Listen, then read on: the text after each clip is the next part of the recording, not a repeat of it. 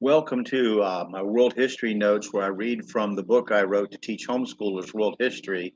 A Bible believer looks at world history. Now, you don't have to agree with my conclusions, but you do need to know about the events and people I discuss and concepts.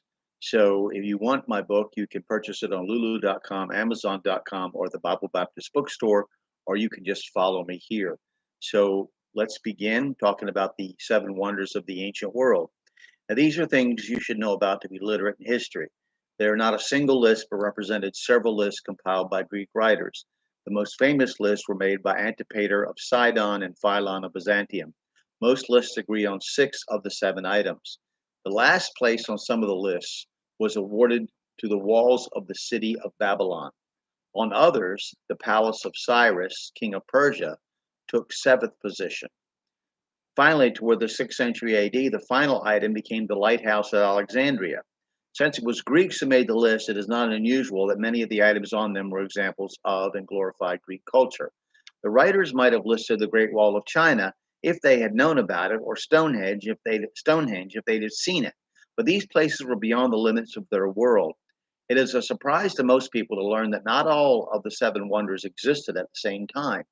Even if you lived in ancient times, you would have still needed a time machine to see all seven. While the Great Pyramids of Egypt were built centuries before the rest and are still around today, they are the only wonder still intact. Most of the others only survived a few hundred years or less. The Colossus of Rhodes stood only a little more than a half century before an earthquake toppled it. I'm now going to digress a bit and go over these seven wonders, or at least one of them, one list of them, so that you have an idea of their history when it is brought before you in later education or just watching the Discovery or History Channel on television, if you can stomach their anti biblical bigotry. So we'll start today with the first wonder. The first shrine to the goddess Diana was probably built around 800 BC on a marshy strip near the river at Ephesus. The Ephesus goddess Diana, sometimes called Artemis, is not the same figure as the Artemis worshipped in Greece. The Greek Artemis is the goddess of the hunt. The Ephesus Diana was a goddess of fertility and was often pictured as draped with eggs of multiple breasts, symbols of fertility from her waist to her shoulders. The shrine was destroyed and rebuilt several times over the next few hundred years. By 600 BC, the city of Ephesus had become a major port of trade, and an architect named Chersiphron was engaged to build a new large temple. He designed it with high stone columns. Concerned that carts carrying the columns might get stuck in the swampy ground around the site, Chersiphron laid the laid the columns on their sides and had them rolled to where they would be erected. The temple didn't last long. In 550 BC, King Croesus of Lydia conquered Ephesus and the other Greek cities of Asia Minor. During the fighting, the temple was destroyed. Croesus proved himself a gracious winner, though, by contributing generously to the building of a new temple. This was next to the last of the great temples to Diana in Ephesus, and it dwarfed those that had come before. The architect is thought to be a man named Theodorus. Theodorus's temple was 300 feet in length and 150 feet wide, with an area four times the size of the temple before it. More than 100 stone columns supported a massive roof. The new temple was the pride of Ephesus until 356 BC, when a tragedy by the name of Herostratus struck. Herostratus was a young Ephesian who would stop at no cost to have his name go down in history. He managed this by burning the temple to the ground. The citizens of Ephesus were so appalled at this act, they issued a decree that anyone who spoke of Herostratus would be put to death. Shortly after this horrible deed, a new temple was commissioned. The architect was Scopas of Paros, one of the most famous sculptors of his day. Ephesus is one of the greatest cities in Asia Minor at this point, and no expense was spared in the construction. According to Pliny the Elder, the Roman historian, the temple was a quote wonderful monument of Grecian magnificence, and one that merits our genuine admiration. The temple was built in the same marshy place as before. To prepare the ground, Pliny recorded that quote layers of trodden charcoal were placed beneath, with fleeces covered with wool upon top of them. The building was thought to be the first completely constructed with marble, and one of its most unusual features were 36 columns whose lower portions were carved with figures in high relief. The temple also housed many works of art, including 4 bronze statues of Amazon women. Pliny recorded the length of this new temple at 425 feet and the width at 225 feet. Some 127 columns, 60 feet in length, height, supported the roof. In comparison, the Parthenon, the remains of which stand on the Acropolis in Athens today, was only 230 feet long, 100 feet wide, and 58 columns.